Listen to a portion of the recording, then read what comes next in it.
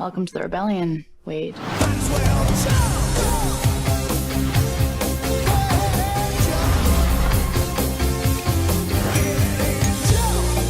Like many of you, I only came here to escape.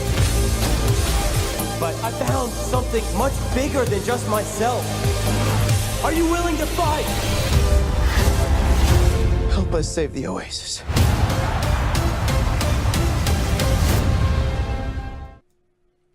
Welcome to Explosion Network's review discussion.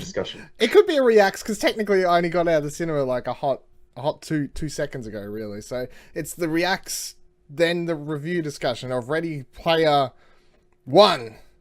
Sponsored, That's the right number. Sponsored by What Do You Want to Watch? I guess. We should make promotion. Really, I was thinking only as was just doing the whole intro video then that really should probably, cross promote better with the movie podcast. Hey, there's a movie podcast we do called What Do You Want to Watch? Subscribe now. But today we're here to talk about Ready Player One. Yep. When did you watch this, Ash? Several days ago, a while ago. Yeah, ages ago. maybe like Friday week. Friday week. You've had more time to develve. Maybe it was just Friday. Maybe it was just okay. Okay. I got out, I said like half an hour ago, run here, do this, we're ready. Let's jump in with initial impressions. I think it's only fair that you get to go first because you've had more time. Yeah, that's fair. So we are, of course, as always, starting spoiler free. We will get into spoilers later, and you'll know it because there'll be Bevan everywhere. But spoiler free thoughts on Ready Player One. I thought it was enjoyable. It's like a big, dumb action adventure sort of story. Yeah, most of the cast was pretty solid. Ben Mendelsohn is very good as the role that he plays. He's played it a couple of times. He does it very well. But yeah, I never read the books, which is like a precursor I think I need to make. So yeah. I will say that I'm not the biggest fan. No, yeah. Does this feel surprising or no? Because looking on the internet, it seems to be one of two ways: you either love this movie or you hate this movie. But you seem very I don't know. I enjoyed it, so but yeah, I can see how people could have problems with it. Yeah.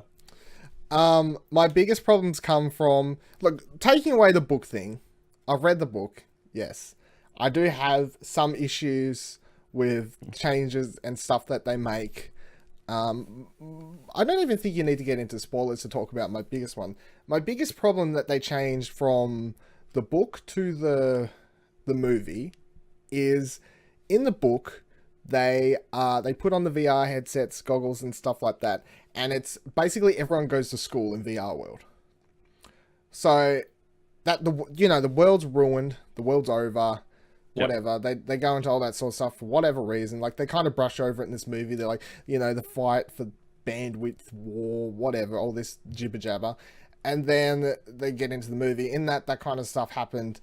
And it has been years since I read the book, so a lot of the details are lost. But they go to school, and this is where they're going around, and then one day Holiday dies. Like in real time. It hasn't been like 5 years when the book starts or whatever it is in the movie. Holiday dies, and then they're all sitting around school, and then the big, video plays, treasure hunt, Willy Wonka situation. And that's where he's got his friends and all that are in school. But the school element grounded it for me. Like they're all attending this school, and it makes the scenario of the world, the direness of the real world feel more, everything's fucked. Like everyone just lives in a fake reality more. In the movie, they start out and you feel like the world's more fucked than it is because they show the trailer park and, all this sort of stuff. But then as you get further and further into the movie, you realize there's people still going to schools. They show kids in schools, with like holographic desks. There's still these big companies, the cities, blah, blah, blah, blah. The way in which the world's fucked, or how you put it, didn't seem as clear to me. Whereas in the book, it was always like, it's basically gone. The world's basically over. So everyone has to live in VR world. That's where everyone survives. That's where everyone goes to school, blah, blah, blah, blah, blah, blah, blah. And I'm like, I don't know why they changed that. Because it's such a... I think they changed it because the message they wanted to get at the end of the story. at the end of the movie probably wouldn't have worked. Do you think so? Yeah. Oh, I don't know. I have a lot of problems with the end of the thing. Yeah. Someone in the chat, hello, Charles from France. Charles from France, since pointing out a scene that I'll get to. It's a spoiler scene, I'll say, and I'll talk about this scene when we get to the spoiler section shortly. But there are a few sections that they add in the movie that aren't in the book, and the one he's pointing out in the chat at the moment is one of my favorite sections that they completely added and is great. However, they do change a lot from the book. My main problems with this as a movie, though, is the character elements just don't work at all. You say that he's a threatening villain. Boring. Didn't find him boring. Didn't find him interesting at all. But... Wade is an uninteresting protagonist or main character, whatever you want to call him. He is boring, uninteresting. He's very vanilla. Very, very vanilla. Like, there's no standout feature at all to him. And this whole scene, so in the book from memory, they make up the names when they go in, and you know, once he gets the first key in the book, his name goes up as Artemis, Percival, whatever it is, and it's like, who's this guy? Who's this person? In this, it's like straight away he's got it like on the back of his fucking car and all sorts of on the DeLorean and stuff. It's like, it's just changing. He's very vanilla, very boring. I don't know if it's the actor, I don't know if it's the way it's written.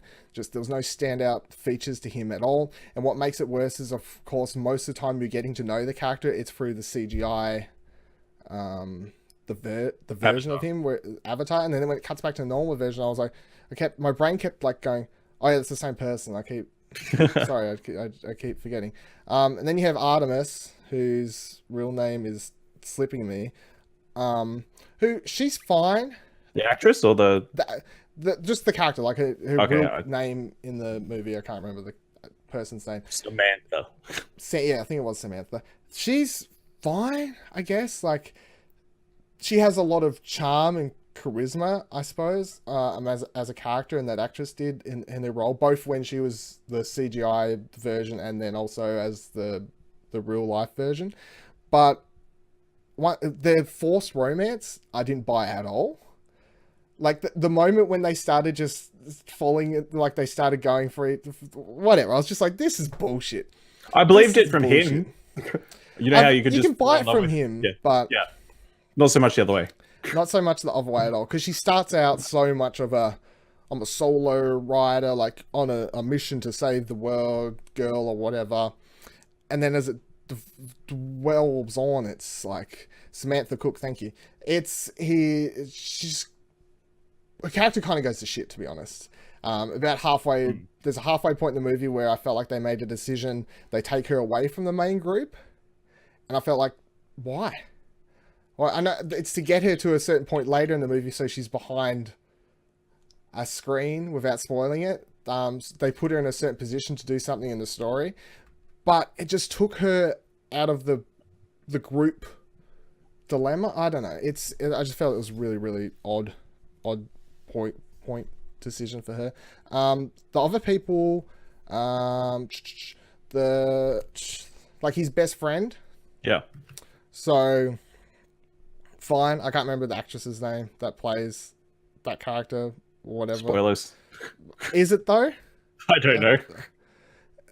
It's really weird, because there's another point there's another thing I'll point out when we do get to spoilers about another actor who's revealed to be like, whoa, the kind of thing by the end of the movie, and I was like, you can tell. Just listen to the fucking voice.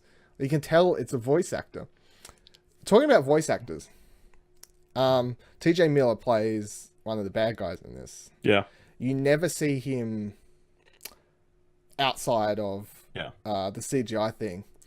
I feel like they might have filmed stuff where you could see his real character in real life, and it got cut after the sexual allegations that were put up against him a couple months ago. I don't think that would have made sense with the story. You know, again, but no. For him to ever meet up with the other person, no? No. Maybe, but I don't think so. And they probably won't tell us anyway. No, they won't. let's get to some things I did like then, Yeah. because there are some things I liked. Believe it or not, the race scene that you see a lot in the trailer, which I thought looked like hot garbage in every second of every shot in every trailer they put out for this movie, where the cars were just folding in on top of one another, you know, just crashes. I was like, this is just this race scene is just going to be a hot mess when I actually watch the movie. I was not looking forward to it at all. One of my favorite parts of the movie. And I think it's in part to the fantastic sound design this movie has. This movie has really, really good sound design, like all the different cars and the bikes and all that sort of stuff. As they rushed past, they all had different sounds, and all sounded like the bike from Akira sounded like the bike from Akira. The DeLorean had a different sound to the other cars and all this sort of stuff. If you get to see it in IMAX, I'm sure it's way better, you know, big fuck off screen and better surround sound system than I had. And the best choice they made in that scene was it's not scored. Because I was waiting for them to wreck it. I'm like, oh yeah, we're going to kick into the car scene. Some heavy dubstep techno, you know, like the music's going to kick in, like, and there's just going to be a million cuts left, right, and center. Cars are going to be exploding, falling on top of one another. And I was ready to hate it. No music. Really good sound design. Weren't cutting every 2 seconds. No. I was like, oh, okay. I'm enjoying it. And this is within the first 20 minutes, so I'm sitting there going, maybe this movie isn't going to be terrible. Maybe. No. I'm enjoying it at the moment. I'm actually having a good time. That scene was great. King Kong looked really good there. The bunch of other stuff that's chucked in that scene that you see in the trailer too. He's jumping across buildings. All that stuff looked great. Enjoyed it. The second challenge, which I feel like we have to get into spoilers for, yes, that's one of my favorite. That'd probably be my favorite part of the movie. And then the last thing I'll say in non-spoiler territory is I feel heavily like the last third drags like hell. Yeah, it does. Like hell, it drags. I looked up the runtime after I walked out, 2 hours 20, and you could cut so much off that last third. It's crazy. It goes for so long. Like, just get on with it. Fucking get on with it. Just goes forever. And then when you think the movie's about to end, gotta have a big emotional talk scene. Gotta try and give you a message to this movie that's mostly CGI bullshit references to gaming and pop culture, and they're like, here's a message to take home, kids. Didn't work for me. Did you how'd you like it by reach the end? That message, the overall theme or the message or whatever you want to call it by the end of it, do you feel like that's a thing that hits? Or is it necessary? Really. Or it's just, it comes off really corny to me. Yeah, it's so corny. Yeah, and cheesy. Any other non-spoiler thoughts before we chuck over to spoilers then? Not really that I can think of. Dun, dun, dun, dun, dun. I've got that song stuck in my head, I'll tell you. Yeah? Dun, dun, what is that one? Jump! Dun. I'm looking at my notes quickly to see if there's any last things that were sound design. Oh! Here's my last non-spoiler thought. In general, I think it looks like crap, the movie. Really? Overall, I think it looks like crap. I don't think the CGI looks that great for the majority of things. I hate the CGI design on the AI characters. I thought it looked like a video game, which I suppose is what it was going for. But I like it. In the book, they make out like they look more realistic. They look real, which makes sense. We're talking about a world in which the future of technology is everything that's happening in this movie, but the fucking character models still like can't look realistic, human-like. Yeah. Really? It's one thing to be like, oh, they're supposed to look like a game. Okay, but this isn't set now. This is set years from now, where they've got this futuristic technology where they can create these big worlds, and King Kong actually looks like fucking King Kong, and all these other things. Like, the DeLorean doesn't look like a video game DeLorean. It looks like a fucking DeLorean. King Kong doesn't look like a video game King Kong. He looks like King Kong. So the excuse for the character models not to look right, is silly. Yeah. And he could be like, but Dylan, they chose to look like, you know, an elf or whatever the fuck, blah, blah, blah, blah, blah. Because there are, of course, orcs and whatever else people are choosing to look like in here. No, you don't see a single person that looks like a proper human. No. No, because that's in the book. I remember it being a huge element. Because they have the same part in this when Artemis and Percival meet, which isn't a spoiler. Fuck you, it's in the fucking trailer. You see them meet. They have a moment where it's like, oh, you don't look anything like your avatar. No, this is what I actually look like. Wow. And they do it in this movie where they're like, oh, that's what you really look like. No fucking shit. They look like CGI. You look like game characters. Yeah. It's not even. It doesn't have the same effect at all. I don't feel like. Okay, we're going to be jumping over the spoilers now. So if you'd like to turn off and you enjoyed the non-spoiler part of this video, thank you very much for stopping by or viewing on YouTube where this is later. Spoilers. Watch for Bevins. Watch for many Bevins. All the Bevins. Okay, so I want to talk about my favorite scene, which is the Shining scene, which isn't in the book apparently. Isn't in the book. Charles meant from France mentioned the Shining scene. Who said why Spielberg put so much effort on the Shining scene but not on other gaming scenes? I don't know. I don't really care because it is a fantastic scene. There's the scene in this movie where I was joyous. I was having a lot of fun. That was my, oh, this is great. The moment that the best friend character walks around the corner and sees the two girls from The Shining standing there, I'm sitting there going, just chuckling to myself. I'm like, this is funny because he's like, I say he because he's a he in the game, but it's really a she. So whatever. There's the orc is like, oh, come here, little girls. I'm like, oh, this is funny. And then when they go in room 237 and the lady gets out of the bathtub, which in The Shining, you know, all that. Have you watched The Shining? No. Because you don't like horror movies, do you? Yeah. You're like, no, why? I can't I've watch seen a video game. Satire to get, to get the references. Yeah, like the blood. Simpsons, of course, has done the blood coming down, and I'm sure many other things. But you're going room 237, the lady gets out. I'm like, I wonder if they're going to have her turn into a real ugly lady or like they do in the movie. Because she turns into like a really frail old lady. She like turns into this witch or whatever. And then they go to the maze and they show what is basically Jack Nicholson's character running, like the legs, the bottom half with an axe like running towards them, and then it goes up to the witch lady or whatever having this giant axe coming down. It's fucking fantastic. That was the only scene in this movie where I was like, the pop culture references were hitting me in a interesting, enjoyable, not just remember this thing, remember this, which I feel like most of the pop culture references are. They don't do anything interesting with them apart from The Shining. Everything else is remember Halo characters? Yeah. They're there. Oh, look, everything else is set dressing, really.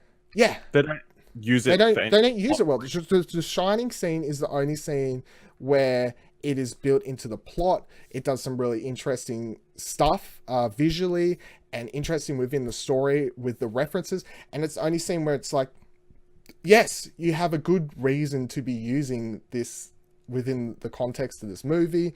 It all makes sense. That was a movie you went and saw. It's all great. And then you're doing some really interesting stuff that I haven't seen before with a thing that I really like because I'm like, cinema nerd. I suppose that's what it's hit on because like there's gaming stuff in this, gaming nerd stuff, and there's other stuff. The Shining, of course, is hitting like the cinema nerd type level stuff of this is fucking fantastic.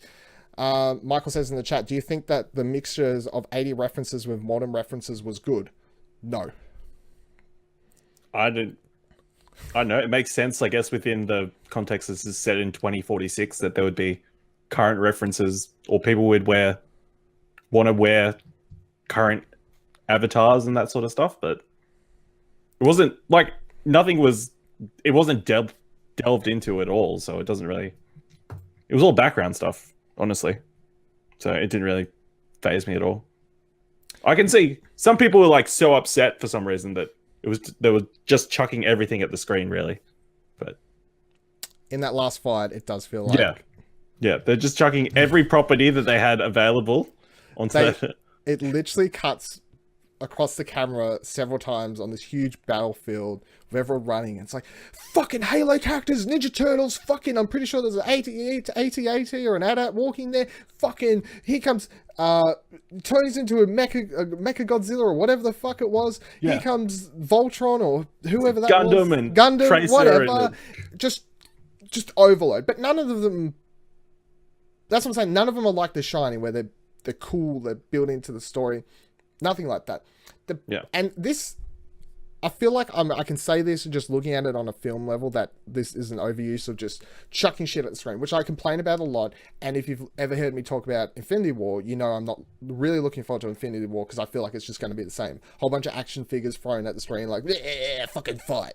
You love this shit? Fucking have it. Which is what this movie feels like at times.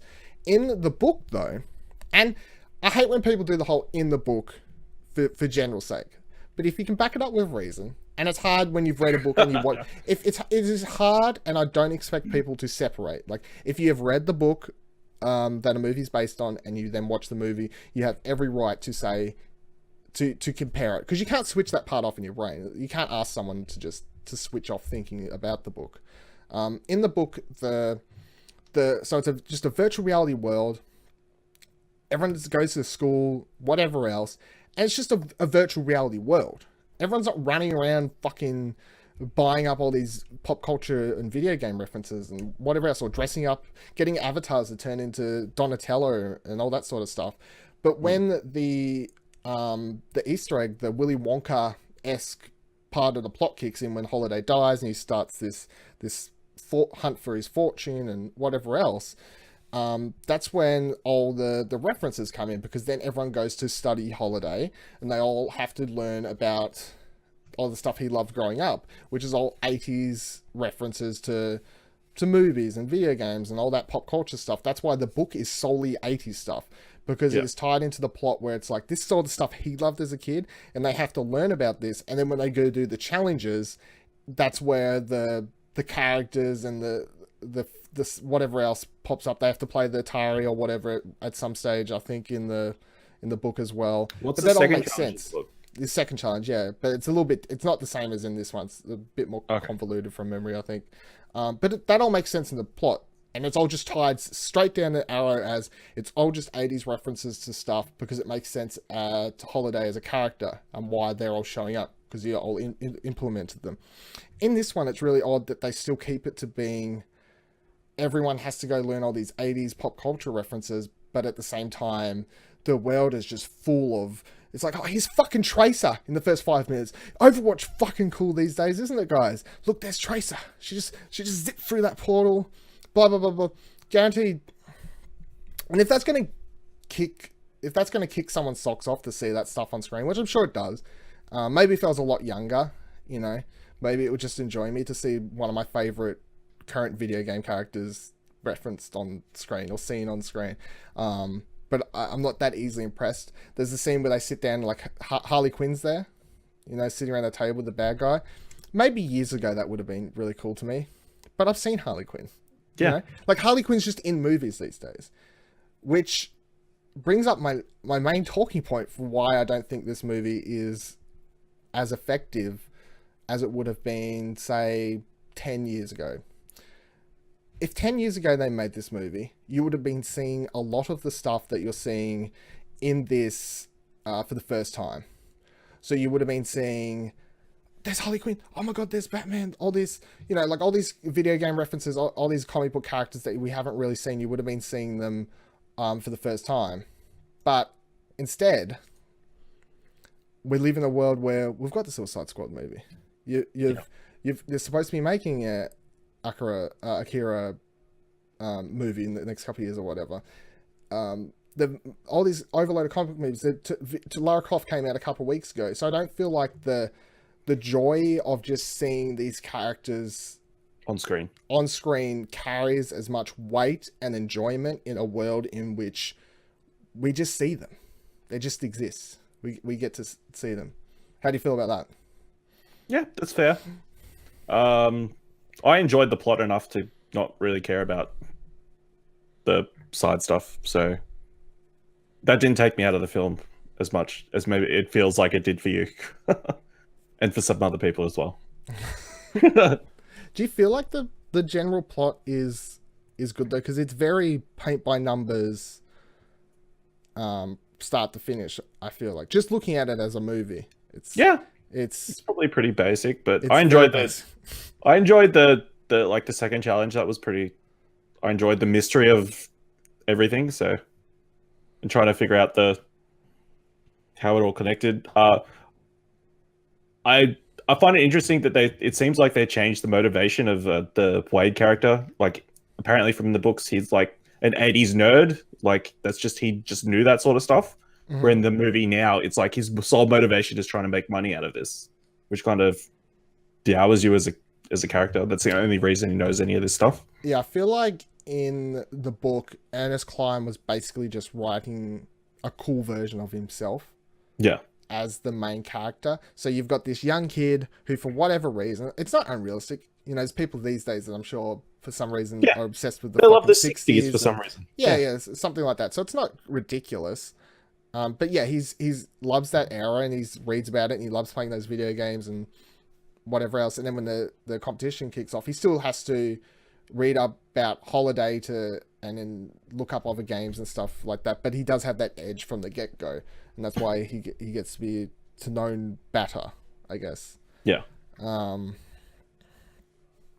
So yeah, in this, his motivations in this weren't really known to me. They're just, hey, is he in it for the money? Kind of. Yeah. Is he in it for the fame? I don't really know. Maybe. He never really straight out sets what is.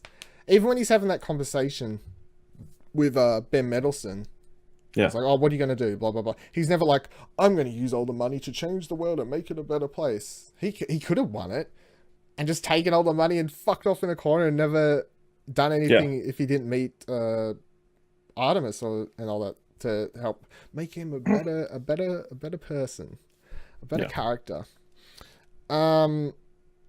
Yeah, and then the last third with the battle, I really couldn't wait for the movie to end. It was just going for way too long. It was just dragging. It did go a bit long.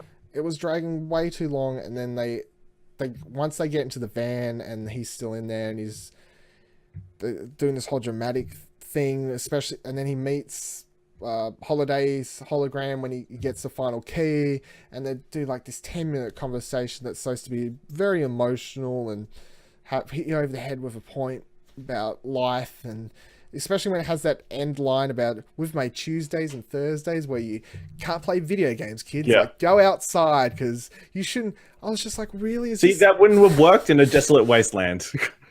Just, yes, I suppose, but still, do you need the movie that is supposed to be celebrating pop culture and video games and whatever else? Do you need its end message to be go outside? More? It honestly just felt like your parents coming into your room and going, make sure you go outside on a weekend. You've been playing video games for too long. Need some sunlight. Need some fucking sunlight. Make sure you go outside. It was a really odd decision for that to be the final nail on the head of this movie. Did you feel the extra life thing was a bit cheap? Like, that's yeah, I was like, I guessed that as soon as he got the coin. Really? Oh, okay, I didn't clue into that. Really? Because as soon as he gets the coin, I'm like, okay, yep. Because they already introduced the bomb. Here's a random bomb who can blow up an entire planet, right? Okay. Here's a random coin. I guess there's an extra life coin. And that does bring me back, because I was like, there was another thing I was going to say, but now I forgot. So when they meet, the first second they walk into the library and the curator dude starts talking, Simon Pegg. Simon Pegg. I could tell straight away. It's Simon Pegg. Yeah. It just sounds like Simon fucking Pegg. And guess what? It was Simon Pegg. Blow my mind. Also, you could have hired somebody else to do the voice. I mean, yes, they should have. They could. I assume they have voice modulators in the future. I don't know. This is a really odd future where they can't, have good graphical human CGI in this huge, expansive VR world. Michael says different appearances of avatars in the Oasis makes the scene where Wade says, "I think I love you, Artemis," more believable when she says, "You don't know me," a better scene. I don't know if I agree with that, because even if they look human-like, like they don't look like what they actually look like in real life, but they have different human faces and such thing, the scene still goes the same to me. You don't actually know me. You don't know what I actually look like in real life.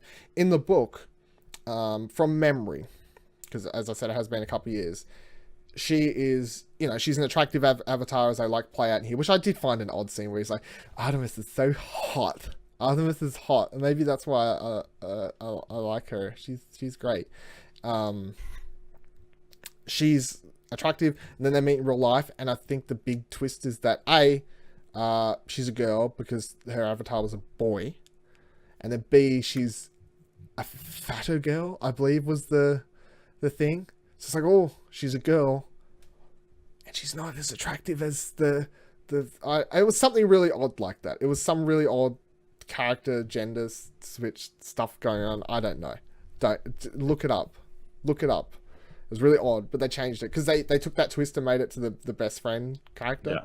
Where suddenly that was a guy avatar made into a, which I don't like any of those jokes when they do movies based on video games, where it could be a fat fucking dude sitting in the basement playing 300 years old. I'm like, yep. It's true though. It could be. It could be, but there's a certain point where it's. Because it just reminds me of. Did you ever watch that movie Gamer with Jared Butler? No, I didn't. Oh my god, don't. It's fucking terrible, and they do the whole, because people are controlling real humans while playing in VR headsets or something ridiculous like that. But they cut to a shot with this huge like fat slob with like the shirt off, and he's like. I was like. Cool. Let's just stereotypes up to a fucking 1,000. That's really great. That's really great. Do you have any wrapping up spoiler or other thoughts or things to point out that you liked, didn't like?